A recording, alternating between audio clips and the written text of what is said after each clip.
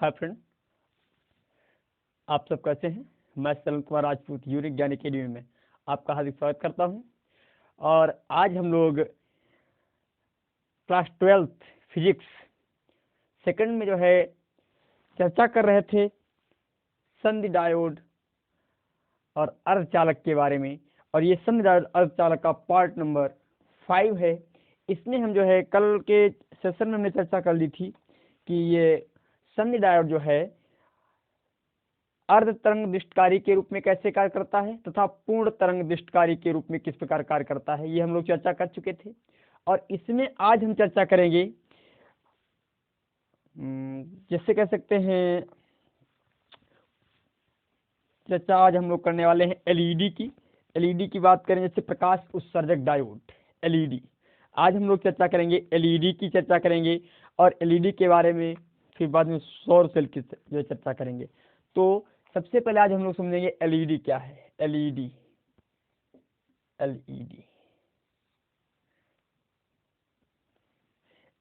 क्या है, मतलब इसे हम कह सकते हैं क्या, इसे हम लोग कह सकते हैं प्रकाश उत्सर्जक डायोड। प्रकाश उत्सर्जक डायोड दिखाई पड़ा, हाँ, प्रकाश उत्सर्जक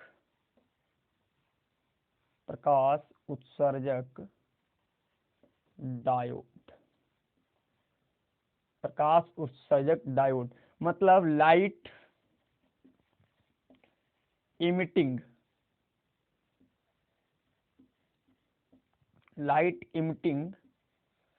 डायोड। प्रकाश उत्सर्जक डायोड, इसके बारे में हम लोग चर्चा करेंगे। तो देखिएगा ये होता क्या है, प्रकाश उत्सर्जक डायोड क्या होता है। तो यह एक ऐसी युक्ति है, तो पहले आप लोग डाल लेंगे प्रकाश उत्सर्जक डायोड, इसमें लिखेंगे यह एक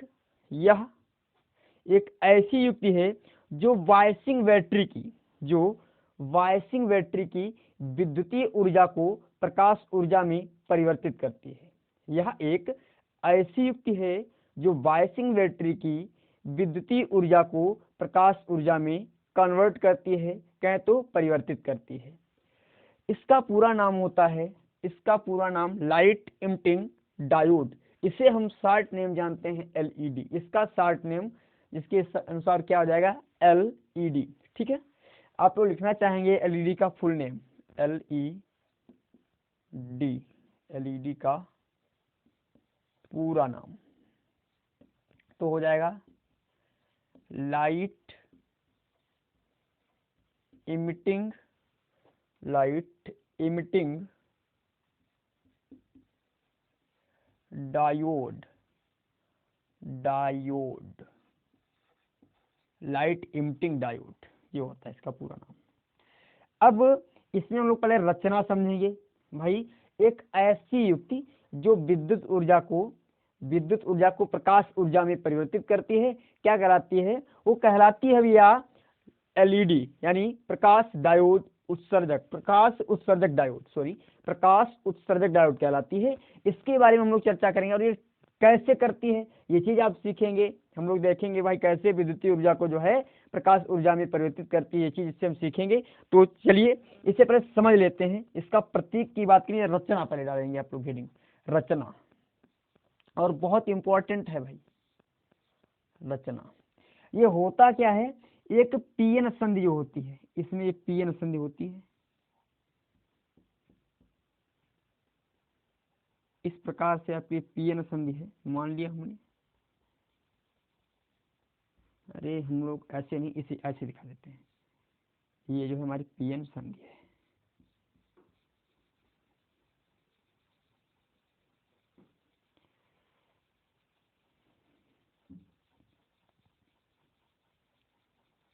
ये जो है हमारी पीएन संधि है।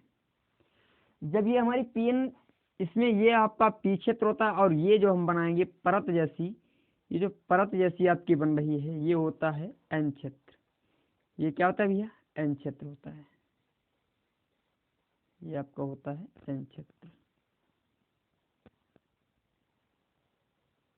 ठीक है, ये जो है हमारा एन क्षेत्र है, एन क्षेत्र।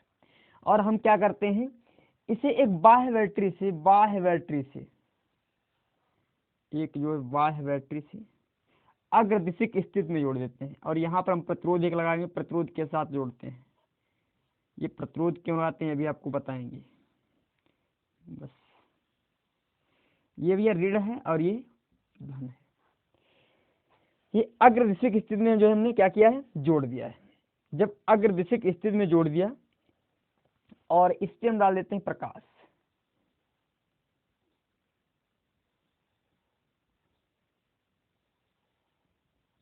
इस प्रकार, और जो प्रकाश उत्सर्जित, सॉरी उल्टा ना दिया भैया, उल्टा नहीं, इधर बनेगा, इधर यहाँ से उत्सर्जित होगा प्रकाश, अवशोषित नहीं उत्सर्जित होगा।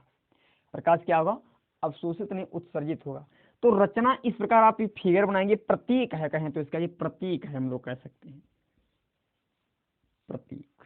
देखिएगा क्या समझेंगे इसमें, एक एलईडी एक पीएन सामान्य पीएन संधि डायोड ही होता है, या सामान्य पीएन संधि डायोड को अग्र अभिनति में जोड़ते हैं। यदि हम पीएन संधि डायोड को अग्र अभिनति स्थिति में या अग्र अभिनति में जोड़ते हैं और उस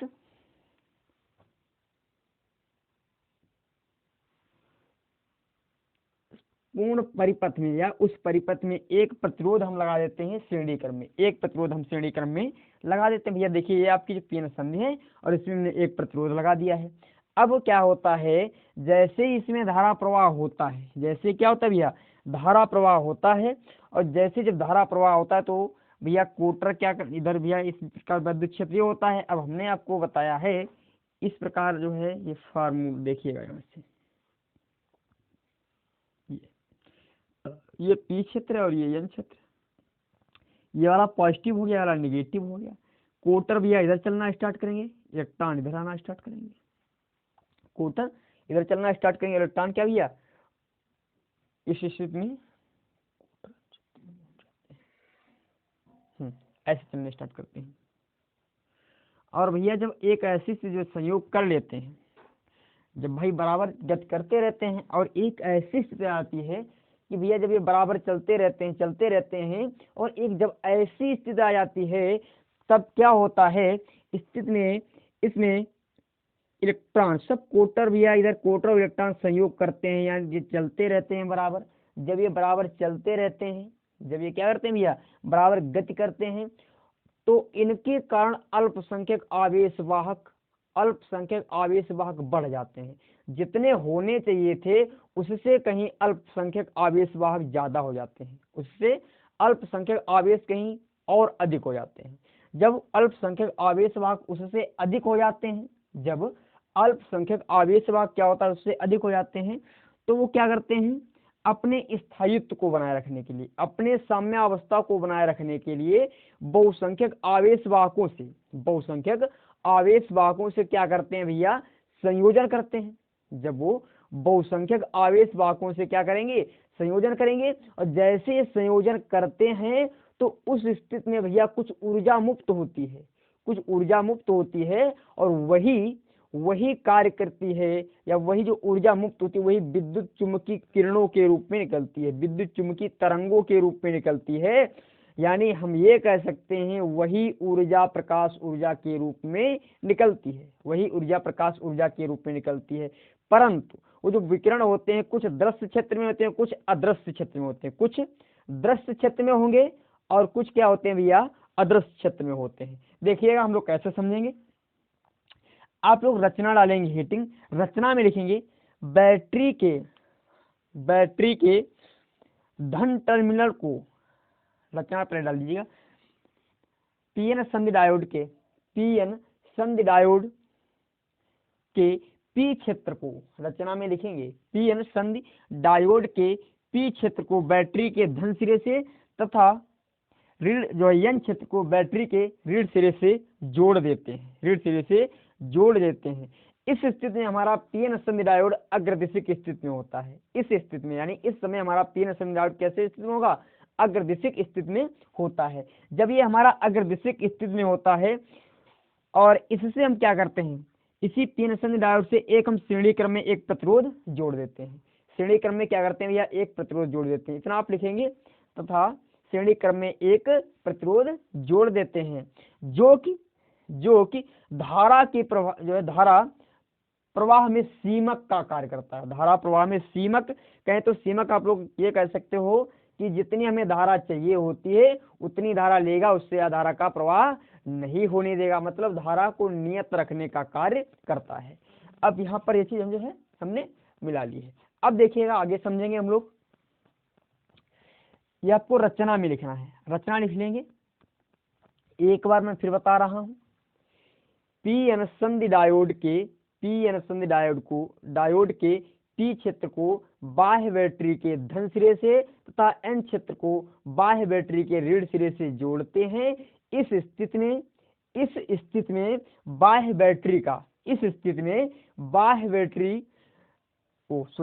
हमारा पीएन संधि डायोड अग्रदिशिक स्थिति में आ जाता है, तथा उस पीएन संधि डायोड से हम एक प्रतिरोध जोड़ देते हैं, श्रेणी क्रम में एक प्रतिरोध जोड़ देते हैं जो धारा सीमक का कार्य करता है, मतलब इससे जितनी हम धारा चाहेंगे उतनी धारा का ही प्रवाह करेंगे, उससे ज्यादा धारा का प्रवाह ये नहीं होने देता है, उससे ज्यादा ये धारा का प्रवाह नहीं होने देगा। धारा सीमक का कार्य करता है और उससे जो है निकलने वाली ऊर्जा जो है फोटान के रूप में निकलती है। जो ऊर्जा निकलती है वो फोटान के रूप में यानी प्रकाश ऊर्जा के रूप में निकलती है। इतना आपको संरचना में लिखना है। अब वर्किंग मेथड हम लोग समझते हैं, वर्किंग मेथड किस प्रकार ये कार्य करता है। अपना एलईडी हम लोग समझ रहे हैं, इतना आपको समझ में आ गया है। और अब हम लोग पढ़ेंगे कार्य विधि कैसे होती है, कार्य कैसे करता है। श्री कृष्ण गोविंद हरि मुरारी, हे नाथ नारायण वासुदेव। श्री कृष्ण गोविंद हरि मुरारी। पढ़ते रहिए, बहुत जो है अभी समय है, क्योंकि सोना सोने के समय मिलता है, याद रखना, सोना सोने के समय मिलता है। यदि आपको सोना चाहिए तो सोना को त्यागना होगा, एक सोना को लेने के लिए दूसरे सोने को त्यागना पड़ेगा। कौन सा सोना त्यागना है ये आप पे डिपेंड करता है, और कौन सा आपको लेना है ये भी आप पे डिपेंड करता है। देखिए, जैसे मान लेते हैं आपको यदि आगे लाइफ में आगे बढ़ना है तो इस समय आपको दिन का समय नहीं काटना है, समय आपको काटना क्या है, जो आप मान लेते हैं घर में कार्य कर रहे हो उसके बावजूद जो समय बच रहा है उसमें समय निकालिएगा। सोने का समय, जिसमें आप सोते हो उस समय को काटिएगा तो वही सोना का समय आगे सोने में कन्वर्ट होगा। सोने में मतलब डायमंड में कन्वर्ट हो जाएगा यदि आपने ये सोने का समय काट लिया तो। चलो पढ़ते हैं। तो अब हम डालेंगे वर्किंग मेथड, कार्य विधि, वर्किंग मेथड।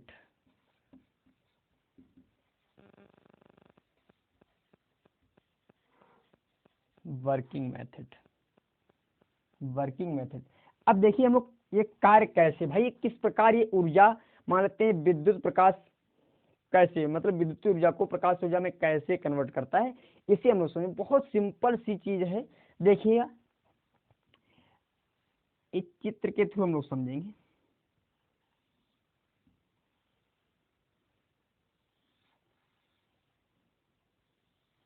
भैया ये हमारा पी क्षेत्र है और ये हमारा एन क्षेत्र है, और हमने बताया है जब पी क्षेत्र को बैटरी के बाह्य बैटरी के भैया हम क्या करते हैं धन सिरे से जोड़ते हैं, ये आपका धन सिरा है, और एन क्षेत्र को बाह्य बैटरी के हम लोग क्या करेंगे ऋण सिरे से जोड़ देंगे। बैटरी थोड़ा यहाँ पे लगाते हैं, दोनों तो लगभग बराबर रहनी चाहिए, यहाँ पे लगा देते हैं। चलो भाई ये लगा दी बैटरी हमने, ये ऋण और ये धन।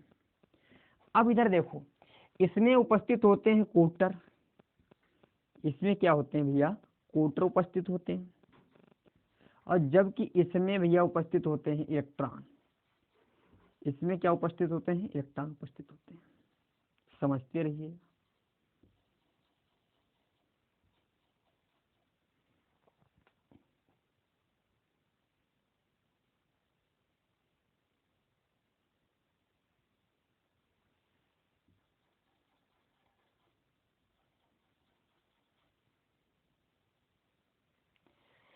अब देखिए इसमें इधर जो है इलेक्ट्रॉन उपस्थित हैं, यहाँ पर लिख लेंगे इलेक्ट्रॉन, ये जो है इलेक्ट्रॉन है,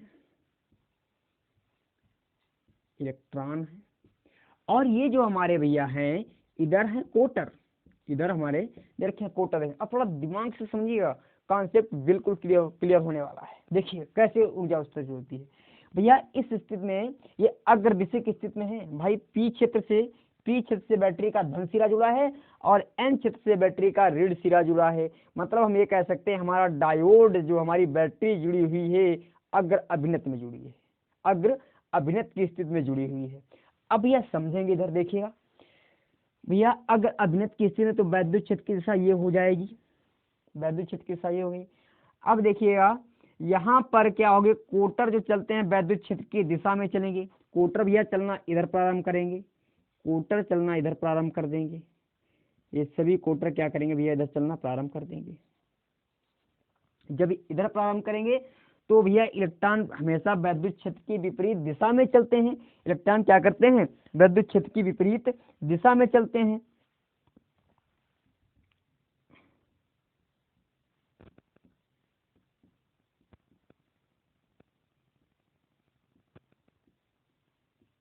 इस प्रकार जब ये संयोग करते हैं तो धारा का प्रवाह होने लगता है। इसमें क्या होता है भाई, इधर ये चलते हैं तो इनके द्वारा धारा का भाई दोनों चल रहे रिमूव हो रहे हैं, जैसे संयोग करेंगे तो धारा का प्रवाह होने लगता है।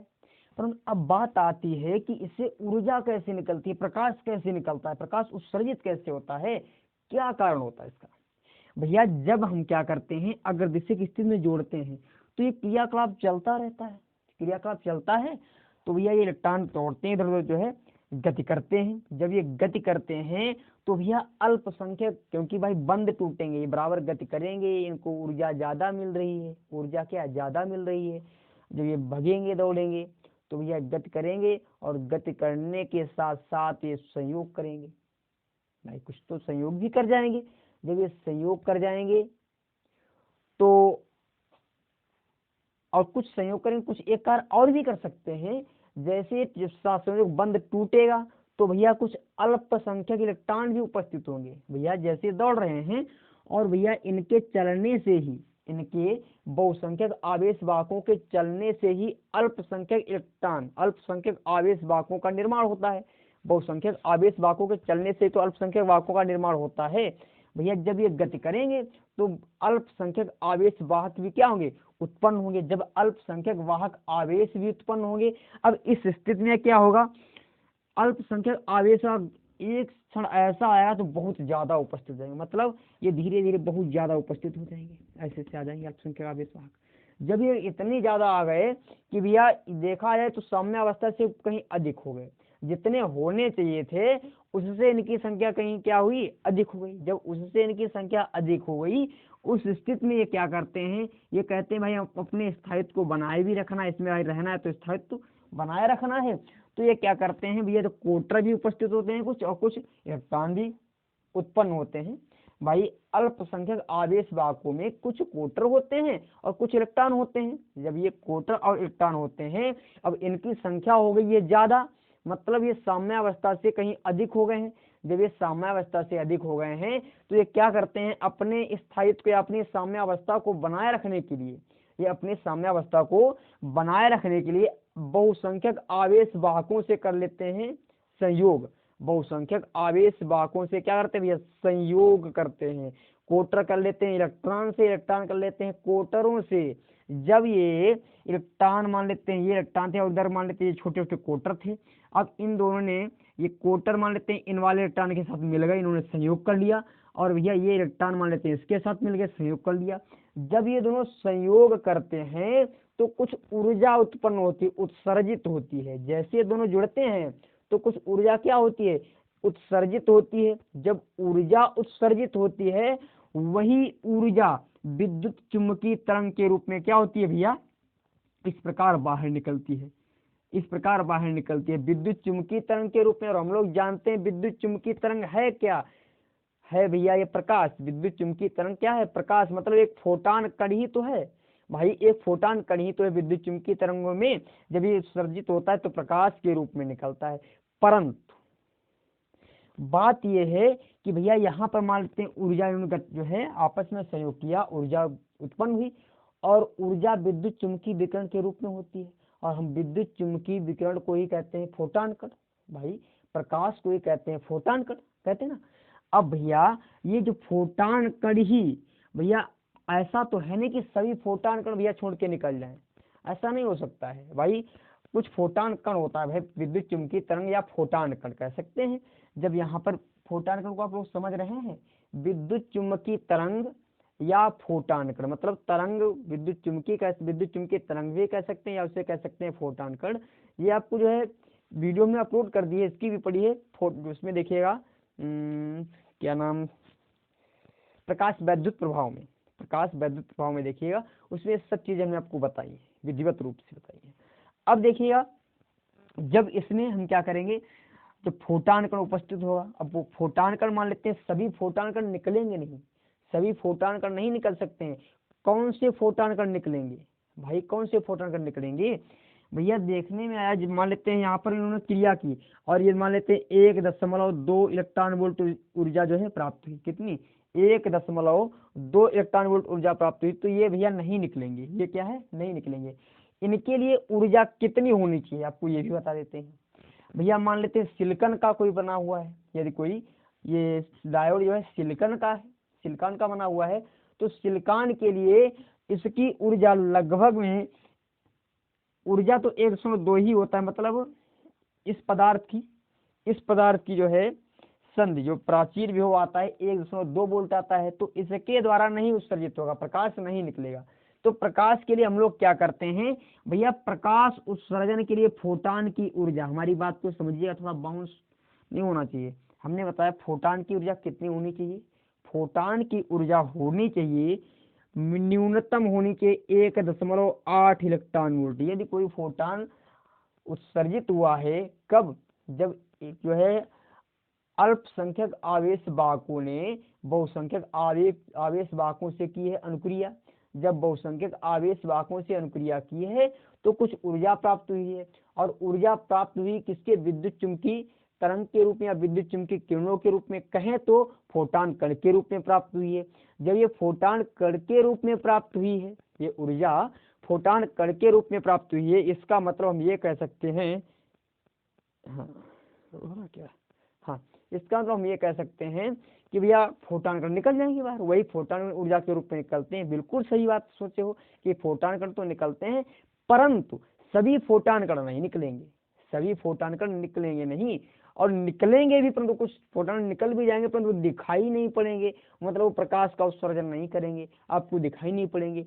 तो भैया यदि प्रकाश आपको पाना है, यदि मान लेते हैं प्रकाश आपको पाना है, तो इनके मध्य जो क्रिया हो उसमें ऊर्जा मिनिमम जो उत्सर्जित होनी चाहिए 1.8 इलेक्ट्रॉन वोल्ट ऊर्जा उत्सर्जित होगी, तभी क्या होगी, तभी भैया जो प्रकाश का उत्सर्जन होगा, तभी हमें प्रकाश प्राप्त होगा, अदरवाइज प्रकाश नहीं प्राप्त होगा। ठीक है, ये चीज आपको समझ में आ गई होगी। अब देखिएगा, पहले इसमें जो इतना लिखेंगे, और अच्छा ग्राफ आता है देखने में, ग्राफ कैसे बना है भैया, जब इस स्थिति में देखा गया है, ग्राफ आपको दिखाई पड़ता है, ऐसे ग्राफ ड्रा होता है भैया। धीरे धीरे हम क्या करते हैं, ये विभव को, पहले तो धारा का मान शून्य रहता है लगभग में, जब तक इसके प्राचीर भैया विभव इधर बैटरी का वोल्ट बढ़ा रहे हैं, और बैटरी का वोल्ट बढ़ाते रहे, धीरे धीरे क्या होता है, जब तक इस धारा में, इसमें जो धारा का मान शून्य रहता है, प्रकाश धीरे धीरे जो है शून्य रहता है, धीरे धीरे क्या होता है, जब बढ़ता है ऐसे ऐसे भाई, क्योंकि विभव वोल्ट से, विभव प्राचीर से हमने वोल्ट ज्यादा कर दिया, जब इस स्थिति में क्या होता है, धारा इंक्रीज करती है, धीरे धीरे धारा इंक्रीज करती है। और भैया इसी स्थिति में जब ये धारा इंक्रीज करती है, धारा तीव्र रूप से प्रवाहित होने लगती है, तब ये क्या करते हैं, तब अल्पसंख्यक आवेश वाहक बहुत ज्यादा उत्पन्न हो जाते हैं। कब? जब भैया विभव प्राचीर से धीरे धीरे हम बढ़ाते रहते हैं मान को, और एक बार जब चरम सीमा पर जो है पहुंचती है धारा, तब इसमें कह सकते हैं जब बहुत ज्यादा अल्पसंख्यक आवेश वाहक उत्पन्न हो जाते हैं, तो भैया उनके जब अल्पसंख्यक आवेश वाहक ज्यादा उत्पन्न होंगे, तो वे क्या करते हैं, अपने स्थायित्व को बनाए रखने के लिए, अपनी साम्यावस्था को बनाए रखने के लिए बहुसंख्यक आवेश वाहकों से क्या करते हैं, क्रिया करते हैं। जब वो बहुसंख्यक आवेश वाहकों से क्रिया करते हैं, और भैया उसी स्थिति में यहाँ पर ऊर्जा प्राप्त होती है, वो फोटान कण के रूप में ऊर्जा प्राप्त होती है फोटान कण की। और वो सभी फोटान कण जो है प्रकाश, फोटान कण कहें तो प्रकाश ऊर्जा है, प्रकाश। और भैया उस फोटान कण की ऊर्जा यदि मान लेते हैं 1.8 इलेक्ट्रॉन वोल्ट है, तभी वो दिखाई पड़ेगा, तभी वो दृश्य क्षेत्र में आएगा। यदि उसकी ऊर्जा इससे कम है तो वो दृश्य क्षेत्र में नहीं आएगा, तो वह दृश्य क्षेत्र में भैया क्या है, नहीं आएगा। यही क्रिया उत्क्रम अभिनत में होती है। उत्क्रम अभिनत में जैसे बढ़ाते रहते हैं, जब एक का एक धारा का मान बढ़ता है उसमें भी यही क्रिया होने लगती है, उसमें भी यही क्रिया क्या होती है भैया, होने लगती है। अब इतने में तो भैया कोई भी प्रकाश उत्सर्जित नहीं होगा, ये कहलाता है अक्रियशील, अक्रियताशील या अक्रियशील अवस्था। मतलब यहाँ पर सॉरी गलत कर दिया भैया, हाँ ठीक तो है, थोड़ा मिस्टेक हो गई। ये वाला जो पार्ट है इतना, ये भैया अक्रियशील अवस्था कहते हैं। ये यहाँ से देखो, यहाँ से लेकर के यहाँ तक, यहाँ से लेकर के यहाँ तक भैया क्या हुई है, प्रकाश ऊर्जा का उत्सर्जन हुआ है। यहाँ पर तो जो है अक्रियशील, यहाँ तक इतने में कोई भी ऊर्जा का उत्सर्जन नहीं हुआ भैया, ना ऊर्जा का उत्सर्जन हुआ ना धारा, मतलब ये अक्रिय भाग है, ये अक्रिय क्षेत्र है। और इतने में भैया धारा का उत्सर्जन, धारा प्रवाहित हुई है, और धारा प्रवाहित होने के साथ साथ भैया क्या हुई, प्रकाश ऊर्जा का उत्सर्जन भी हुआ है। जब प्रकाश ऊर्जा का उत्सर्जन हो तो हम कह देते हैं ये वाला भैया अक्रियशील है, अक्रियाशील क्षेत्र, अक्रियाशील क्षेत्र, अक्रियाशील क्षेत्र। और ये जो हमारा क्षेत्र बन रहा है ये क्रियाशील क्षेत्र बन रहा है, ये जो हमारा क्षेत्र बन रहा है वो कैसा बन रहा है, क्रियाशील क्षेत्र, क्रियाशील क्षेत्र। ये हमारा क्षेत्र बन रहा है, कैसा बन रहा है, क्रियाशील क्षेत्र बन रहा है। अब भैया इधर भी यही क्रियाकलाप होता है, ये उत्क्रम वोल्टता में ये वाला भैया क्रियाशील, ये वाला क्रियाशील हो जाता है, ठीक है। अब ये भी बात है कि भैया जो सिलिकॉन होता है, सिलिकॉन के, अच्छा थ्योरी लिखना चाहिए, इसमें थ्योरी क्या लिखेंगे, रचना के बाद वर्किंग मेथड में भैया एक बार बोलते हैं, ध्यान से लिखते रहिए साथ साथ में। जब पीएन संधि डायोड को, जब पीएन संधि डायोड को अग्रदिशिक स्थिति में, अग्रदिशिक स्थिति में जोड़ते हैं, अग्रदिशिक स्थिति में जोड़ते हैं, तो उसमें इलेक्ट्रॉन और कोटर एक दूसरे के विपरीत दिशा में चलने लगते हैं, एक दूसरे के विपरीत दिशा में चलने लगते हैं, जिसके कारण धारा का प्रवाह होने लगता है, जिसके कारण धारा का प्रवाह होने लगता है।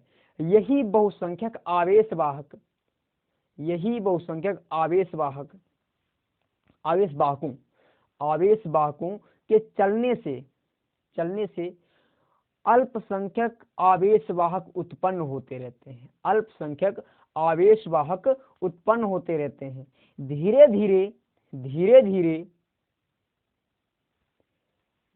धीरे अल्पसंख्यक आवेशवाहकों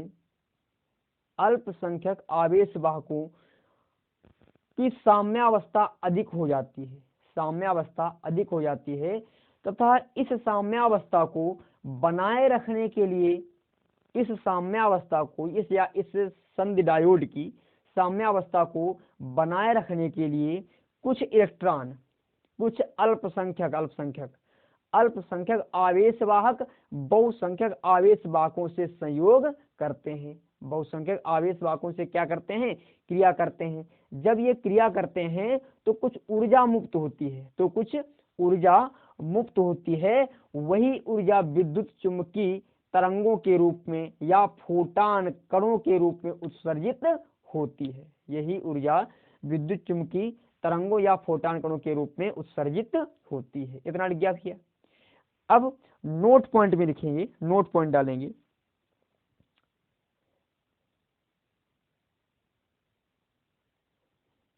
अल्पसंख्यक, नोट नंबर 1 में, अल्पसंख्यक तथा बहुसंख्यक आवेशवाहकों, अल्पसंख्यक तथा बहुसंख्यक आवेशवाहकों की अनुक्रिया में उत्सर्जित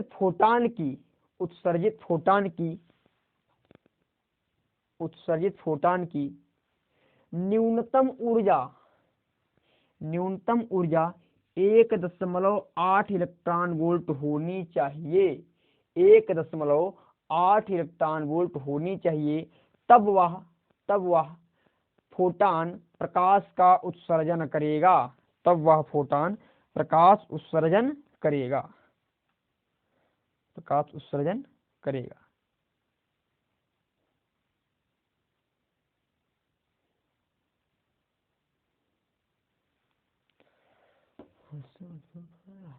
यदि नंबर 2 में यदि उस फोटान की ऊर्जा 1.8 इलेक्ट्रॉन वोल्ट से कम है तो वह प्रकाश का उत्सर्जन नहीं करेगा। ठीक है, तो वह प्रकाश का उत्सर्जन नहीं करेगा। अब देखिएगा,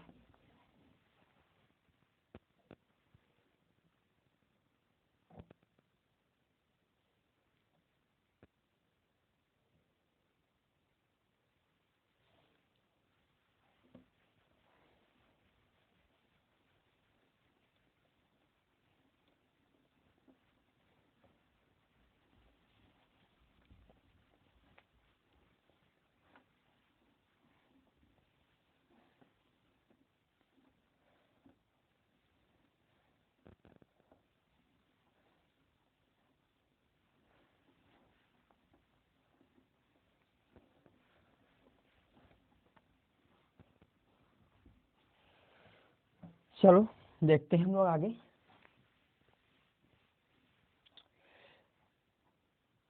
अच्छा, सिलिकॉन की जो है, सिलिकॉन की ऊर्जा जो सिलिकॉन द्वारा जो ऊर्जा उत्सर्जित होती है फोटान की 1.2 इलेक्ट्रॉन वोल्ट होती है। तो इसके द्वारा क्या होता है, प्रकाश का उत्सर्जन नहीं होता है, इसके द्वारा प्रकाश का उत्सर्जन नहीं होता है। तो हम लोग क्या करते हैं, कुछ ऐसे तत्व लेते हैं जैसे गैलियम और आर्सेनिक को, जब हम इसके द्वारा जो पीएन संधि डायोड का निर्माण करते हैं, जब पीएन संधि का डायोड का निर्माण होता है तब भैया इसके द्वारा जो इलेक्ट्रॉन और कोटर अल्पसंख्यक बहुसंख्यक आवेश वाहकों से क्या करते हैं, जब अनुक्रिया करते हैं तो उस स्थिति में ऊर्जा लगभग में प्राप्त होती है। इसमें भी 1.2 इलेक्ट्रॉन वोल्ट ही प्राप्त होती है। और जो प्रकाश ऊर्जा होती है या जो प्रकाश उत्सर्जित होता है, लगभग में इसकी तरंग दैर्ध्य होती है 850 से हम लोग कह सकते हैं लगभग में होती है 950 तक, लगभग में होती है, हमें क्लियर नहीं है, 950 तक होती है। तो इसके द्वारा जो प्रकाश उत्सर्जित होता है भैया वो अदृश्य क्षेत्र में, क्योंकि ऊर्जा कितनी है 108 है, तो प्रकाश जो ऊर्जा उत्सर्जित होती है वो अदृश्य क्षेत्र में, अदृश्य क्षेत्र में मतलब फोटान निकलेगा परंतु वो दिखाई नहीं पड़ेगा। अच्छा, एक दूसरे तत्व जैसे मान लेते हैं इसमें गैलियम, आर्सेनिक और फास्फोरस, ये तीन हमने अपद्रव्य मिला दिए। जब ये 3 प्रकार के अपद्रव्य मिलाते हैं तो इसके द्वारा जो ऊर्जा प्राप्त होती है लगभग में होती है उसकी 1.8 इलेक्ट्रॉन वोल्ट, मतलब इसके द्वारा प्रकाश उत्सर्जन होगा वो हमें क्या होगा, दिखाई भी पड़ेगा। और भैया उसकी जो प्रकाश उत्सर्जित लगभग उसकी तरंग दैर्ध्य होती है 630 से 660 तक होती है, 660 माइक्रो एंगस्ट्रॉम तक होती है, शायद नैनोमीटर तरंग दैर्ध्य लिख सकते हो, ये तरंग दैर्ध्य आपकी नैनोमीटर में, शायद नैनोमीटर में, नैनोमीटर में। चलो, अब इसके द्वारा जो प्रकाश उत्सर्जित होता है उसका रंग कैसा होता है, लाल होता है। मतलब यदि हम इस प्रकार इस धातु से बना हुआ डायोड ले लें, इस धातु से, इस पदार्थ से बना हुआ डायोड ले लें तो उसके द्वारा जो प्रकाश उत्सर्जित होगा वो लाल होगा। यही कारण है कुछ हम एलईडी बल्ब लाते हैं, कोई लाल जलते हैं, कोई पीले जलते हैं, यही कारण होता है उनका, क्योंकि उसमें जो है या इनकी धातुओं को हम क्या करते हैं, चेंज कर देते हैं। अब देखेंगे, एक मान लेते हैं यदि गैलियम और आर्सेनिक ले लें और इसमें हम मिला दें जैसे नाइट्रोजन, एक निश्चित अनुपात में मिला दें, तो भैया जो ये जब आपस में वही पूर्ण क्रियाकलाप होता है एलईडी वाला, जब एलईडी वाला पूर्ण क्रियाकलाप होता है तब बहुसंख्यक आवेश वाहक अल्पसंख्यक आवेश वाहकों से क्रिया करते हैं। उस स्थिति में भैया जो ऊर्जा उत्पन्न होती है लगभग में 2.2 इलेक्ट्रॉन वोल्ट।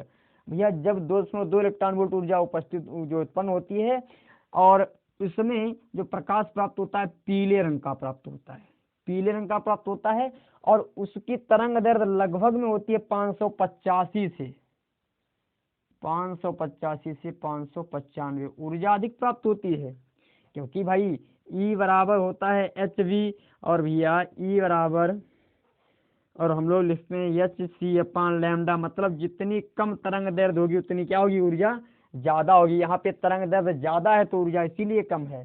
समझिएगा यहाँ से एक एक पॉइंट को।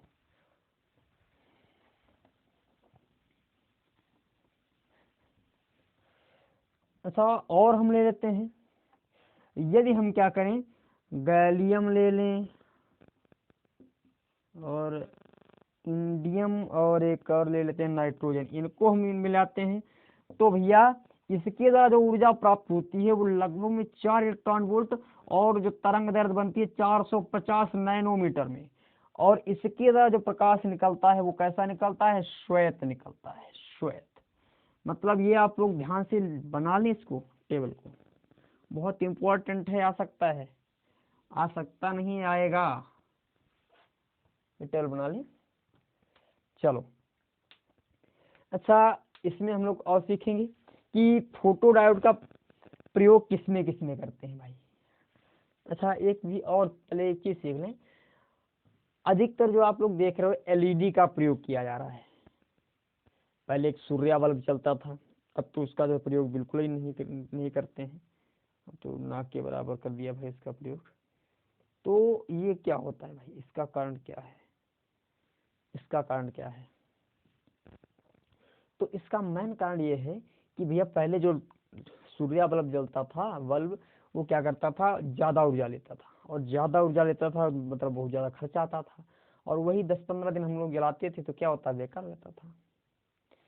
तो इसके लिए जो एलईडी आता है बहुत टिकाऊ होता है, सबसे बड़ी बात ये टिकाऊ बहुत होता है, और भैया बहुत कम ऊर्जा लेता है, मतलब विद्युत शक्ति भी इसे बहुत ही कम चाहिए।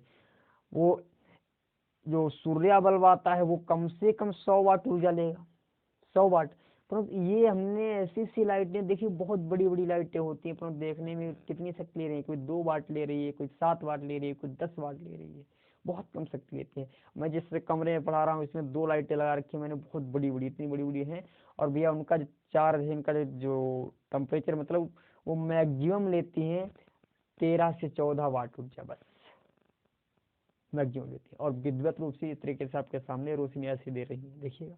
सिर्फ 2 बल्ब लगा रखे हैं, पहले मैं शूट करता था एक ही लगा रखा था, अब तो जो 2 लगा रखे हैं विद्युत रूप से, बिल्कुल क्लियर। इतना कैमरा हमारा क्वालिटी में अच्छा नहीं है, फिर भी वीडियो बहुत सुंदर आ रही है।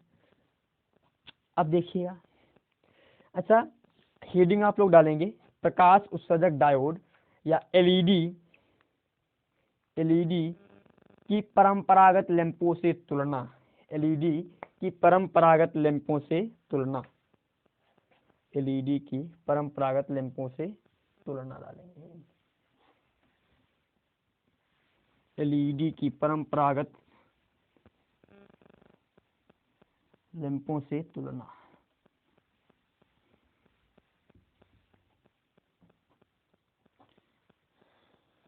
एलईडी की परंपरागत लैंपों से तुलना।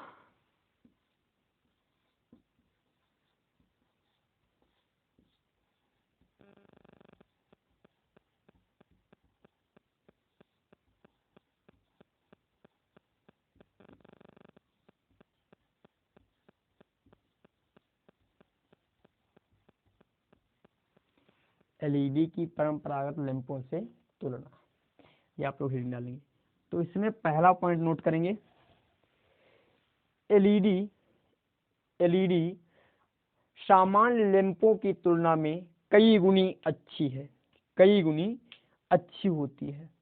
पहला ही पॉइंट ये लिख लो, और इसलिए लिखिए इसी के आगे, तथा इसे जलाने के लिए बहुत कम विद्युत शक्ति की आवश्यकता होती है, तथा इसे जलाने के लिए बहुत कम विद्युत शक्ति की आवश्यकता होती है। नंबर 2, नंबर 2 में लिखेंगे, इसमें उत्सर्जित बैंड की चौड़ाई बहुत कम होती है, उत्सर्जित बैंड की चौड़ाई बहुत कम होती है, तथा एकवर्णी, लगभग में एकवर्णी प्रकाश का उत्सर्जन होता है, तथा एकवर्णी प्रकाश का उत्सर्जन होता है। नंबर 3, ये सामान्य लैंपों से छोटे होते हैं, सामान्य लैंपों से छोटे होते हैं। अब आपको ये चीज़ जो है सूट नहीं कर रही होगी, सामान्य लैंपों से छोटे होते हैं। भैया आप यदि आपको ये चीज़ समझ में है तो अपना मोबाइल जो है, मोबाइल का पीछे जो लाइट लगी जिससे छोटा सा बल्ब है देखो, और वो लाइट कितनी दे रहा है, मतलब आकार बहुत छोटा है और काम बहुत विशाल है। तो सामान्य लैंपों की तुलना में क्या है, ये बहुत छोटे हैं। अब आप बल्ब लीजिए 10 रुपए वाला, इतना बड़ा आता है, और आप ये छोटी सी लाइट इतनी ले लीजिएगा, मतलब जो पत्ती जैसी आती है, और उसे लगा दीजिएगा, उससे 4 गुनी ज़्यादा लाइट आती है। तो ये सामान्य लैंपों की जो है बजाय कम स्थान घेरती हैं। और लिखिएगा, इनका जीवन काल ज्यादा होता है, इनका जीवन काल सामान्य लैंपों की अपेक्षा ज्यादा होता है। और एक मैन पॉइंट जो है, एक मैन पॉइंट में क्या है भैया, लिखिएगा। मैन पॉइंट की हम लोग बात करें तो उसमें 1-2 मिनट रुक जाओ थोड़ा। हाँ लिखो, क्या लिखना है, एलईडी जो है ठंडा बल्ब जो है ठंडी रोशनी देती है। एलईडी क्या करती है भैया, ठंडा प्रकाश देती है। मतलब यदि आप एलईडी को जलाएंगे तो 2-3 घंटे जलाने के बाद भी उतनी जल्दी हीट नहीं होता है। और जैसे ही आप एलईडी को 4 मिनट जलाइए, वो सॉरी एलईडी को, सामान्य जो बल्ब आता है उसे आप 4 मिनट जला दिए तुरंत हीट हो जाता है। तो इसका मतलब इसमें ये पॉइंट आप लोग लिखेंगे, सामान्य लैंपों से एलईडी सामान्य लैंपों से एलईडी से उत्सर्जित प्रकाश की ऊष्मा, सामान्य लैंपों से एलईडी की उत्सर्जित प्रकाश की ऊष्मा लगभग में नगण्य होती है। इससे पर्यावरण में कोई क्षति नहीं पहुंचती है, मतलब पर्यावरण में कोई क्षति भी नहीं पहुंचेगी। ठीक है। नंबर, अब डालिएगा उपयोग, डालेंगे हेडिंग, और उपयोग लिखने के बाद हम आपका आज का सेशन जो है यहीं तक रखेंगे। कल के वीडियो में हम सीखेंगे सौर सेल क्या होता है। कल की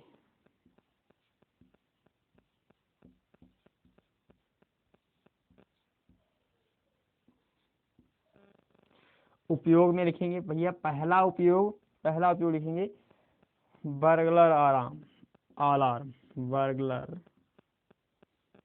अलार्म में। नंबर 2 इसी में या चोर संसूचक घंटी, चोर संसूचक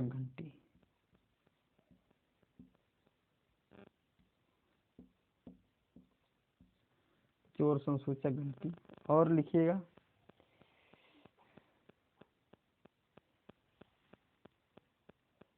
नंबर 3, इसका प्रयोग लिखते रहिएगा,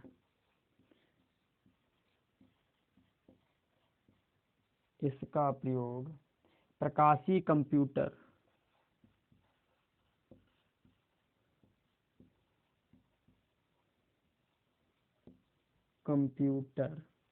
प्रकाशीय कंप्यूटर मेमोरी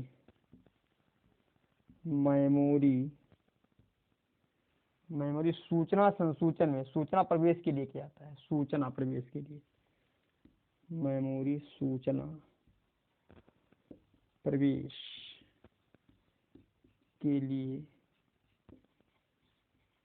किया जाता है। नंबर अगला लिखेंगे हम लोग, नंबर अगला लिख लीजिएगा, टीवी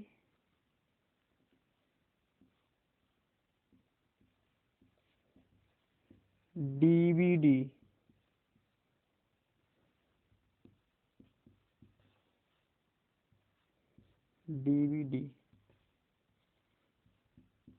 आदि के निर्माण कार्य में। ठीक है भैया, आज का सेशन हम लोग यहीं तक रखते हैं, फिर मिलते हैं एक नई सी ऊर्जा के साथ। तब तक के लिए आप लोग यह पढ़ते रहिएगा। अच्छा, थोड़ा लास्ट में हम थोड़ा कुछ मोटिवेट कर दें आप लोगों को पढ़ने के लिए। अच्छा, जिन लोगों को ये लगता है कि हम पढ़ नहीं सकते, जिन लोगों को ये लगता है कि हम कुछ नहीं कर पाएंगे, बिल्कुल गलत आप सोच रहे हैं। ऐसा संसार में कोई भी चीज़ इम्पॉसिबल नहीं है। कोई भी ऐसी चीज़ नहीं है जो इम्पॉसिबल है जो इंसान ना कर सके। दरअसल में देखा जाए इम्पॉसिबल शब्द ही नहीं है कहीं शब्द।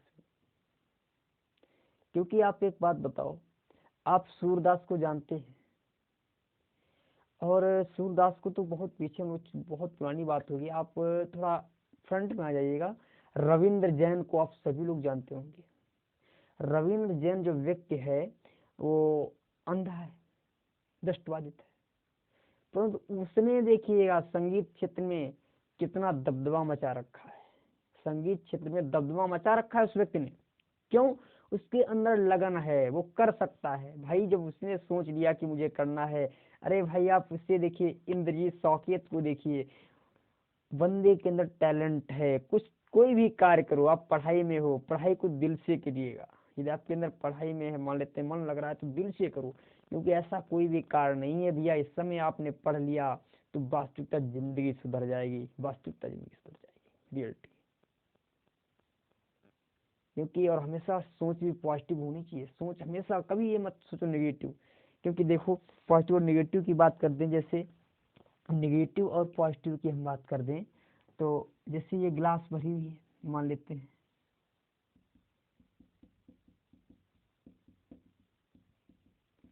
अब कुछ लोग तो इसमें मालूम एक वर्ड कहेंगे कि गिलास आधी भरी है। क्या कहेंगे? सॉरी, कुछ लोग कहेंगे गिलास आधी खाली है। क्या कहेंगे? कुछ लोग कहेंगे गिलास आधी खाली है, और कुछ लोग कहेंगे गिलास आधी भरी है। एक वर्ड इसके लिए भी सही है, ग्लास आधी खाली है। कुछ लोग कहेंगे गिलास आधी भरी है, आधी भरी है। और कुछ लोग ये कहेंगे इसमें कि ग्लास आधी पानी से भरी है तथा आधी वायु से भरी है। ग्लास आधी पानी से भरी है तथा आधी वायु से भरी है। आधी पानी से भरी है तथा आधी वायु से भरी है। अब देखो, यदि पॉजिटिव व्यक्ति है तो निगेटिव वाला, उसने पहले की जगह गिलास आधी खाली है, मतलब निगेटिव पे। यदि उस व्यक्ति ने कहा गिलास आधी भरी है तो मतलब उससे भरने की चेष्टा कर सकता है। और भैया जो हमेशा सोचने वाला, पॉजिटिव सोचने वाला है, ये निराशावादी है, आशावादी है, पॉजिटिव सोचने वाला है, गिलास आधी भरी है पानी से आधी। और भैया यही फर्क होता है, आपको आशावादी बनना है, निराशावादी बिल्कुल नहीं बनना है। चलो फिर हम मिलते हैं एक नए वीडियो के साथ, जब तक के लिए नमस्कार।